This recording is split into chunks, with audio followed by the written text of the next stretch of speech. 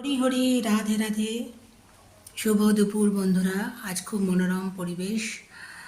আজ আমি বাবার পছন্দের একটি পদ বানাচ্ছি, বেসন বড়ার ঝাল। প্রথমে বেসন ফিটিয়ে নিয়ে বড়া বানিয়ে নিয়েছিলাম কয়েকটা, তারপর কালো সর্ষে সাদা সর্ষে মিশিয়ে ভিজিয়ে রেখেছিলাম, তারপর সেটা শিলে বেটে নিয়েছি।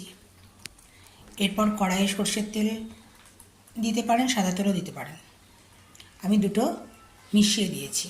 তারপর তেল গরম হয়ে এলে শুকনো লঙ্কা, তেজপাতা ফোড়ন দিয়ে ওই সর্ষে বাটাটা দিয়ে ভালো করে কষে নিয়ে স্বাদ মতো নুন, পরিমাণ মতো হলুদ দিয়ে ভালো করে কষে নিয়ে জল দিয়ে দিয়েছি। এরপর ফুটে এলে বেসন বড়াগুলি ওর মধ্যে দিয়ে দিয়েছি।